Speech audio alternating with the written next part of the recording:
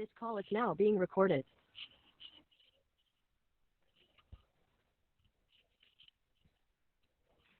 Okay, good morning to all. So in the last classes, we are discussing about the state government. Okay, state government different classifications. അതിന്റെ different അതിന്റെ executives, അതിന്റെ legislative, അതിന്റെ judiciary ഇത്രയും കാര്യങ്ങളാണ് വരുന്നത്. So in the previous module, we have discussed about the central government, and in this module, we are discussing about the state government. So today's topic is about the state judiciary. So we have already discussed about state executive and state legislature. Okay. So next is the state judiciary. So we have that state judiciary means it is nothing but the courts in the state. So we have different levels of courts. District court is there, high court is there, other special courts are there.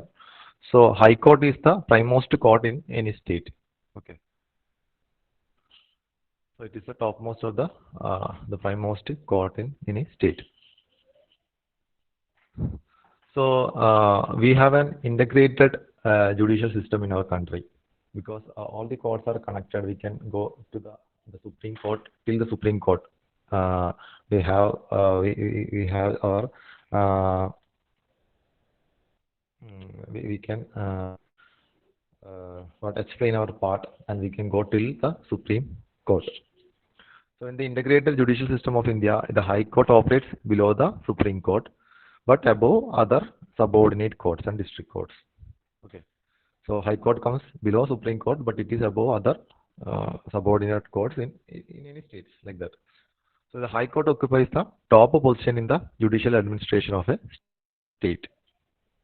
And coming to the Constitution, Article 214 to 231 in Part 6 of the Constitution deal with the organization, independence, jurisdiction, power, procedures, and so on of the High Court. So next is the High Court. We know that in Kerala, our High Court is at Cochin. Okay. So every High Court consists of Chief Justice and other judges. The President determines the strength of a High Court from time to time depending upon the workload. So there will be many judges in a High Court, and that depends on the percentage or the depending upon the workload, it can be changed, and the President can determine the strength of the High Court, and one of the judges will be the Chief Justice of that particular High Court. Then how the judges judges are appointed in a High Court? The Chief Justice of High Court is appointed by the President after consultation with the Chief Justice of Supreme Court of India and the Governor of the concerned state. Okay. So the Chief Justice of High Courts are appointed by the Honorable President of India, and only after the consultation with the Chief Justice of Supreme Court and the Governor of the concerned state. This we have already discussed while learning about the President and his powers and functions. The judge of a High Court are appointed by the President in consultation with the Chief Justice of Supreme Court and Chief Justice of High Court. Okay. So again, other judges are also appointed by the President itself after consultation with the Chief Justice of Supreme Court and the respective High Court. So next is qualifications of judges. So a person to be appointed as a judge of High Court should have the following qualifications. He should be a citizen of India. He should have held a judicial office in India for 10 years, or he should have been an advocate of a High Court or any High Courts in sessions for 10 years. So these are the qualifications of judges. Okay. Advocate, he should be practicing as an advocate for 10 years in a High Court, or he should hold a judicial office in India for 10 years. These are the qualifications required for appointing a judge to the High Court. Oath of judges, similar to other executives in the state or in the center, the judges are also have oaths before taking into charge. So before entering upon the office, a person who is appointed as a judge has to make an oath before the governor of the state or some person appointed by him for this purpose.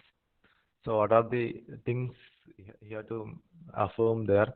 To bear true faith and allegiance to the Constitution of India, to uphold sovereignty and integrity of India, to duly and faithfully and to best of his ability, knowledge and judgment perform the duties of the office without fear or favor, affection or ill will, and to uphold the Constitution and the law. This is the oath what he has to take. Everyone has to take oath depending upon the positions he is going to take charge. Okay. So similar to other executives, the judges are also need to take oath before taking into charge. The time period of judges, what is the tenure of judge? Say a judge of High Court holds office until he attains the age of 62 years.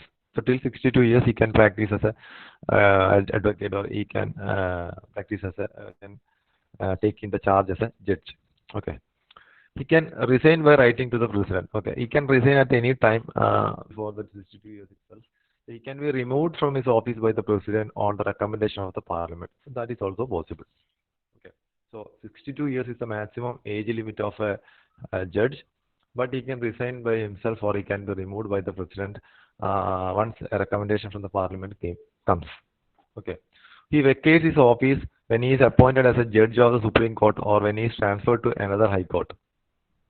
Also, he can be either he can be removed or he can also be transferred to high court or he can be promoted to the Supreme Court. Not promoted, he can also be appointed as a judge to the Supreme Court.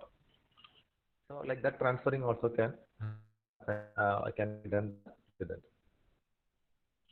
Then removal of judges. A judge of High Court can be removed from his office by an order of the president. The president, the president can issue the removal order only after the president can issue the removal order only after an address by the parliament has been presented to him for such removal. The address must be supported by a special majority of each house of the parliament. That is a majority of the total membership of that house and majority of not less than two-thirds of the members of the house present and voting. The grounds of removal are two: proved misbehavior or incapacity. So either on these two grounds, judge can be removed by the president only after an address by the parliament. Okay. And again, this address to the parliament should be supported by a special majority of both houses of the parliament. That means a majority of two-thirds or more should be needed, or a majority not less than two-thirds is required for the removal process. Okay. Thus, a judge of High Court can be removed in the same manner and on the same ground as a judge of the Supreme Court. So, how a judge of Supreme Court is removed, the same manner, a judge of High Court also can be removed. Okay. So, it can be removed on two grounds, either for misbehavior or for incapacity. Independence of High Court. So the High Courts or uh, there are certain jurisdictions for all the courts, and within the jurisdictions, whatever the judiciary actions they are taking, they all have an independent nature. So no executives or other type of legislatures can influence or change the process of the judiciary. So the independence of High Court is very essential for the effective discharge of the duties assigned to it. Okay.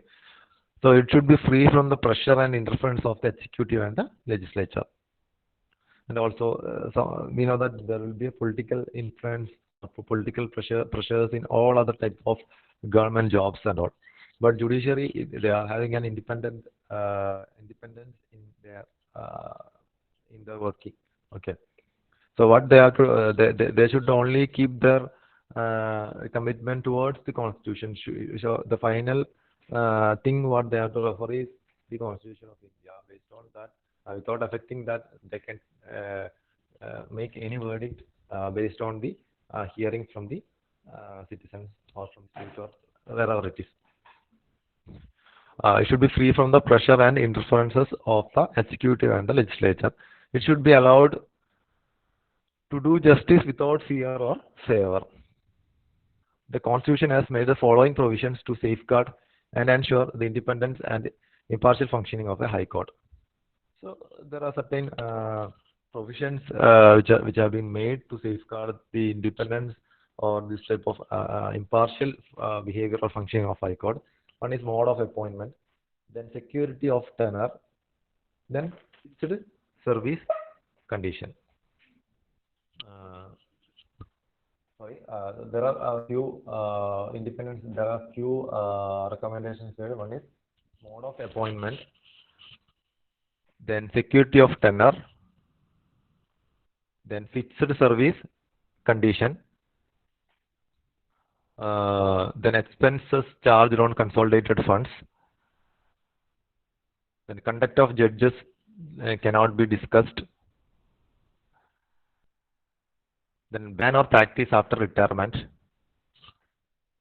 then power to punish for its contempt, then freedom to appoint its staff, then separation from executive. So these are the independence of the High Court. First one, coming to the mode of appointment.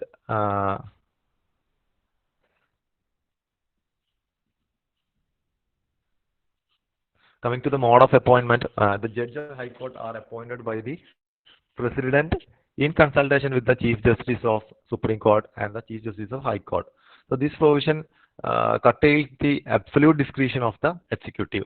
Okay, so the executive have no role in the appointment of the President. Instead, the appointment of the justice or judges. Instead, the President is directly appointing them. Okay. So in the mode of appointment also there is an independence for the High Court. Security of is the what time period. So we know that the judges of a High Court are provided with a security of tenure or a time period. So they can be removed from the office by the President only in the manner and on the grounds mentioned in the Constitution. Okay. So President also, if he need to remove a particular judge, they can be removed only in a manner or grounds mentioned in the Constitution only. So we already talked if there is any type of misbehavior or incapacity. Okay. So this means that they do not hold their office during the pleasure of the President, so they are appointed by him.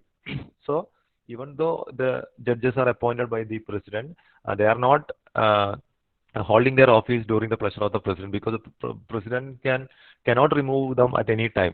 And President can appoint them at any time after consulting with the Chief Justice and all, but they cannot be removed at any time, but can be removed only on the grounds as specified in the Constitution. Okay, and also for your knowledge, so far no judges High Court has been removed. And third one is fixed service conditions. So they have fixed service conditions here. So the salaries, for example, allowance, they are also having salary, allowance, privileges, and other pensions as enjoyed by other government executives and all. Okay, and all these what allowances, privileges, and other salaries will be determined by the Parliament time to time. Okay, but this fixed service condition means that these things, these privileges or the salary, allowance, etc., cannot be changed to their distant age after their appointment, except during a financial emergency. Okay, so if a High Court or a justice of a High Court is found to be having some disadvantages, or they are may not be up to the mark, or they are not functioning well as their duty, in such cases there is no provisions or no rule to cut short their these allowances or the salaries or privileges given to them. So whatever the privileges they are getting, whatever the allowances they are getting, they will be continued throughout his tenure. So this is fixed service conditions.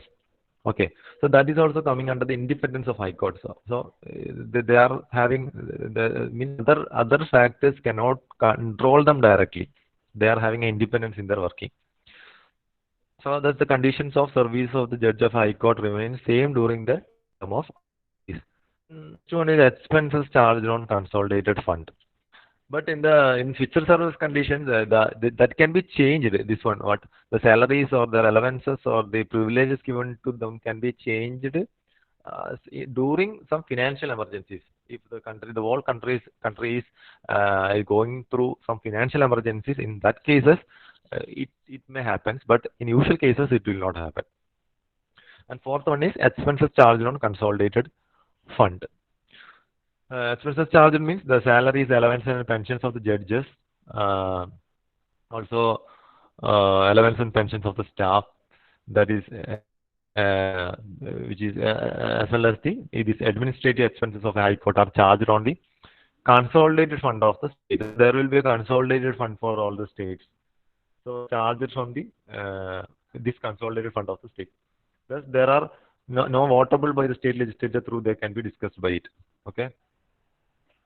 So it is not, also the expenses charge is charged from the consolidated fund. So it also cannot be the questions regarding that also cannot be raised by the legislature.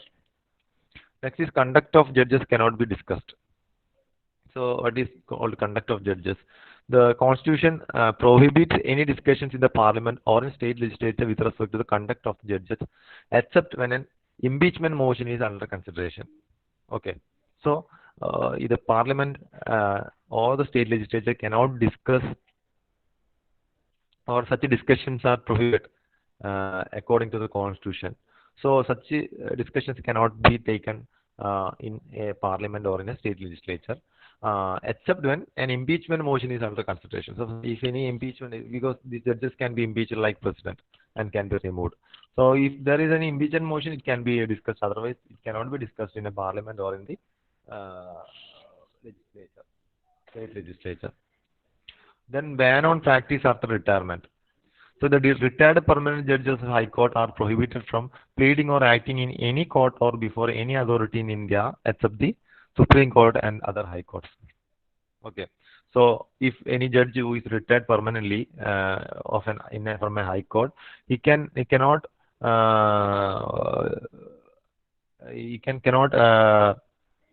that is, he will be prohibited from pleading or acting in any court or before any authority in India. But he can take or plead in or go to the Supreme Court or the other high courts. Okay. So below other subordinate courts, he cannot plead or act. Okay. So this ensures that they do not favor anyone in the hope of future favor. So in future favors, he can't take in such case. So while working as a judge in a high court, he cannot take any future favors. Okay. So power to, because he cannot work in any other subordinate courts or any other such roles. Only Supreme Court can work or other high courts he can work. Power to punish for its contempt. So that is another independence. That is, a high court can punish any person for its contempt. Okay. So its action and decision cannot be criticized and opposed by anybody. So we know that we have seen in daily, usually we can hear such news in the such news from different parts of the country that High Court. So in recently also we know that for this CBSE +2 examinations, the High Court, the Supreme Court is directly involving in that. Okay, so they are giving some some time, some date. So before this date, you have to tell what is the conditions or whether the exam is going to be conducted or not.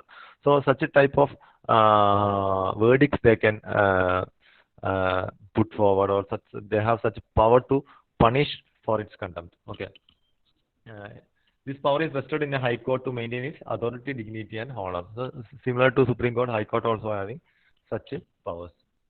Then freedom to appoint its staff. That is, the High Court's Chief Justice can appoint the officers or other peons or servants of the High Court without any interference from the executive.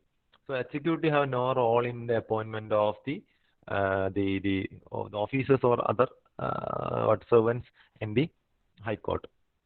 And also the condition of service, the tenure of service of these officers or these workers in the High Court can be can be prescribed by the Chief Justice himself. Okay. Then separation from executive.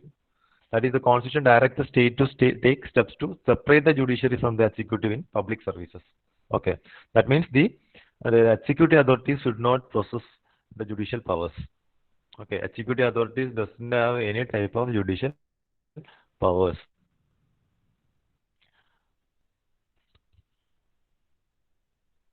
So these are the different independence of High Court. The High Court is independent to function in any state. So these are the certain independence given to them. Then what are the jurisdictions of a High Court in a state? So what is the limit of what jurisdictions? The അധികാര പരിധി അല്ലെങ്കിൽ എന്താ പറയാ ഒരു അതിർത്തി അല്ലെ? The jurisdiction of High Courts will be in that particular state. Some High Courts will be having the charges of 2 states. And in our High Court is also having the charge of the Union Territory Lakshadweep. For Lakshadweep also the High Court is High Court of Kerala. Okay. For all the areas of the High Court jurisdiction covers all the area of the our state. And a High Court verdict will be is applicable to all of the states also. Okay. So in any public matter, if High Court is giving any verdict, for example, for any exam related or any other related verdicts giving, that will be applicable to all the states, unless other court is interfering on that. So regarding the jurisdiction, or we can see the powers of the High Court. Okay. So powers of the High Court also can be classified into 2-3 types. Like first one is original jurisdiction. That means the power of High Court to hear disputes in the first instance, not by way of appeal. We know that usually in the higher courts, this type of disputes or this type of cases can go directly or can go through appeals. If we are having any type of civil or criminal cases or something happening, means first we will approach we will go to the court nearby us. Okay. In some sub-courts we will go. So if that we are not getting a positive verdict from that, we may go to the higher courts like this or other High Courts. And after that, finally we will go the topmost court of the state, the High Court. Then next we can go to the Supreme Court. The Supreme Court verdict will be the final. So there is a process of appeal what we can do. But original jurisdiction means it is not the way of appeal. Directly, if some cases we are going to High Courts. So in that, the extension of it comes to the certain area. So original jurisdiction, it means the power of a High Court to hear disputes in the first instance. Okay, so that is the point to be noted. It is the power of a High Court to hear disputes in the first instance and not by the way of appeal. So it extends to the following matters, like matters of will, marriage, divorce, company laws, and contempt of court. These types of matters, everything it can be directly we can go to the High Court. No need to go from the lower court system like that. So that is the original jurisdiction. Then dispute relating to election of members of parliament and state legislature. So if there is any dispute relating to the election of member of parliament or state legislatures, that is MPs or MLAs, that disputes also directly we can approach the High Court. The enforcement of fundamental rights of citizens. Okay, that also we can approach directly to the High Court. That is also coming under the original jurisdiction of the High Court. Cases orders to be transferred from a subordinate court involved in the interpretation of the Constitution to its own file. That is certain cases which are ordered to be transferred from a subordinate court involved in the interpretation of the Constitution of its own file. In such that is not by the way of appeal. That is recommendation from the lower court. Such cases also can be considered within the original jurisdiction of the High Court. So original jurisdiction means they are the first instance, the disputes or cases coming in the first instance and not by the way of appeal. Then second one is writ jurisdiction. So writ means what? The writ means it's a call from the court to present before the court. That is a കൽപ്പന അല്ലെങ്കിൽ ഒരു കോടതി മുമ്പിൽ ഹാജരാകാനുള്ള ഒരു കൽപ്പന, അതിനെയാണ് നമ്മൾ writ എന്നൊക്കെ പറയുന്നത്. Okay, So writ issue ചെയ്ത് കഴിഞ്ഞാൽ നമ്മൾ ആ ഡേറ്റിനുള്ളിൽ അവിടെ ഹാജരാണ്. So that is such a that is a question from the court. Okay. So writ jurisdictions. Article 226 of the writ jurisdiction is important in terms of High Court. You may get a question regarding the writ jurisdiction of the High Court. There is writ jurisdiction for Supreme Court also, but High Court writ jurisdiction is very, very important. You can expect a question in the university for the university. So Article 226 of the Constitution empowers a what High Court to issue writs, including habeas corpus, then mandamus, certiorari, prohibition, quo warranto for the enforcement of the fundamental rights of the citizen and for the purpose like enforcement of an ordinary legal right. So writ jurisdiction എന്തൊക്കെയാണ് വരുന്നത്? Habeas corpus, mandamus, certiorari, prohibition, quo warranto. So these are the 5 types of writs what the High Court can issue. These are the writs. That is habeas corpus. We know that that is writs means it is ഞാൻ പറഞ്ഞ കോടതി മുമ്പാകെ ഹാജരാകാനുള്ള കൽപ്പനയാണ് അല്ലേ. Habeas corpus means someone is in prison or someone is in home prison or in judicial custody, whatever the custody is. The call from the court to take him in front of the court. That is the habeas corpus. So that is one thing. The mandamus is there. That is the what is a ഒരു case തീർപ്പാക്കുന്നതിനാണ് mandamus എന്ന് പറയുന്നത്. കോടതിയിൽ നിന്നുള്ള ഒരു തീർപ്പ്. Okay. That is certiorari means that is certain verdicts will be given by the lower courts. So that such verdicts can be again re-examined by the higher courts. For example, high courts or Supreme Courts can re-examine such verdicts. So that is called without an appeal. So that is called this type of certioraries. Then quo warranto is there. That is a writ demanding by what authority a person claims an office or a franchisee or any other privilege. So that is called quo warranto. Then prohibition means that word meaning only that means നിരോധനം അല്ലെ. So എന്താ പറയാ വിലക്കുക. So that these are all the different writ jurisdictions what the high courts are having. Okay. So these all writs are given for the enforcement of the fundamental rights of the citizen and for other purpose like enforcement of an ordinary legal right. When the fundamental rights of a citizen are violated, the aggrieved party has the option of moving either to the High Court or to the Supreme Court directly. Okay. So that is what if you are moving into a subordinate court. If the fundamental rights are violated there, then the party have the option to move to the higher courts. However, the writ jurisdiction of the High Court is wider than that of the Supreme Court. This is because the Supreme Court can issue writs only for the enforcement of fundamental rights and not for any other purposes. Okay, that is the difference between the writ jurisdiction by the two courts, that is High Court and the Supreme Court. So in cases of such in such a differentiation, High Court is having the more power in such issuing such writs than the Supreme Court. That is the Supreme Court can issue writs only for the enforcement of the fundamental rights. Okay, so they can issue writs only for the enforcement of the fundamental rights and not for any other purposes. But High Court can issue writs for fundamental rights as well as for other purposes also. Okay, for this type of other purposes matter, we can't approach the Supreme Court. Only the High Court can only give the writs for such matters. Then appellate jurisdiction is by the way of appeal. So High Court is primarily a court of appeal. Okay, that is it has appeal against the judgment of subordinate court functioning in its territorial jurisdiction. So by appeal also we can move to the higher courts. So it has appellate jurisdiction in both civil and criminal matters. So whatever the matter, the criminal or civil, we can appeal and we can go to the high courts. Hence, the appellate jurisdiction of a high court is wider than its original jurisdiction. Okay, again the appellate jurisdiction is wider than the original jurisdiction because by original jurisdiction it extends to only some certain areas where the court can directly get the cases or directly the fresh or the first instance what the court is getting. That is called the original jurisdiction.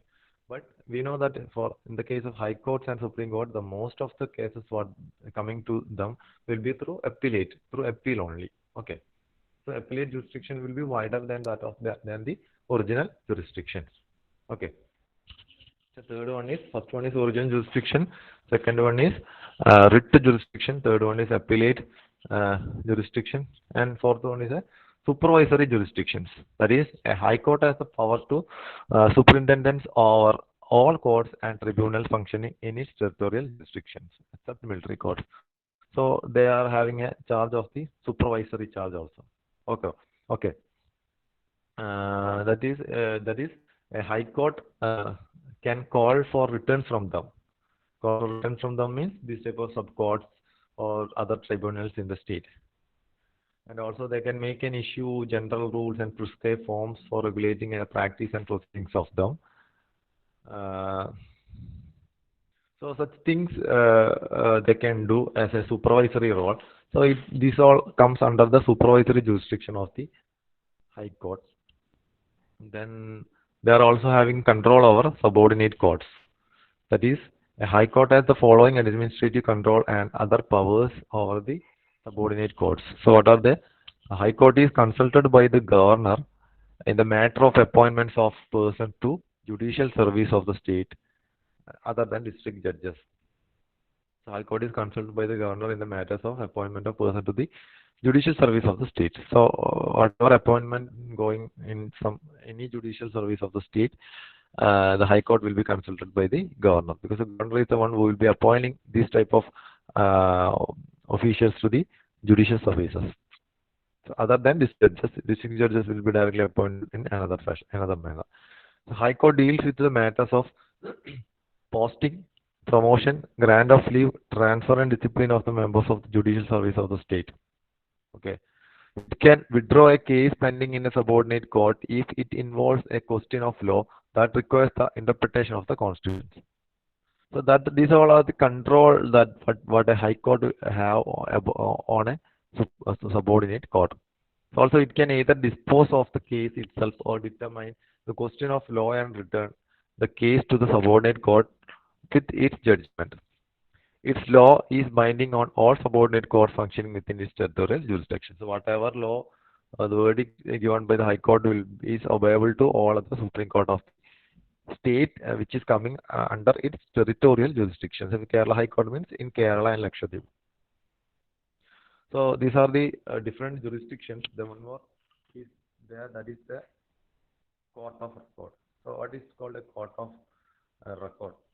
So as a Court of Record, High Court has some powers. That is, the judgment, proceedings, and act of the High Courts are recorded for perpetual memory and testimony.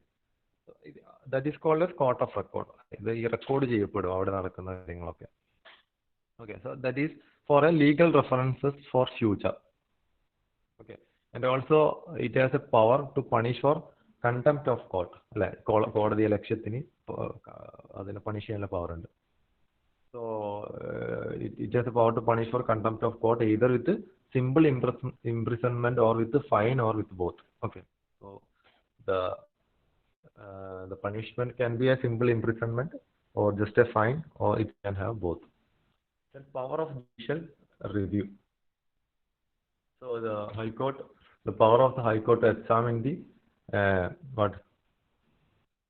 constitutionality of legislative enactments and executive orders of both the central and the state governments. Okay, so on examination, if they are found to be violative of the Constitution, they can be declared as illegal or unconstitutional and invalid by the High Court. So that is the power of judicial review. So this type of constitutionality of legislative enactments or some orders issued by the executive can be reviewed by the courts, reviewed by the High Court. So that is and if it found to be illegal or unconstitutional, they can be declared invalid by the High Court. That is the power the High Court is having. That is called the power of judicial review. Okay. So the constitutional validity of a legislative enactment or an executive order can be challenged in a High Court if it infringes the fundamental rights or if it is outside the competence of the authority which has framed it, or it is opposed to the constitutional provisions. Okay. So the High Court can challenge this type of orders or enactments only based on these factors. This is that is based on the constitutional validity, whether it is infringes the fundamental rights of the citizen, or it is whether it is opposing any type of constitutional provisions. In such cases, the High Court can interfere in that, and uh, they can declare it as a illegal or unconstitutional, or they can make it as invalid. Okay, so these are the different jurisdictions of the High Court. Next topic is Union Territory, so it will be discussed in the next class.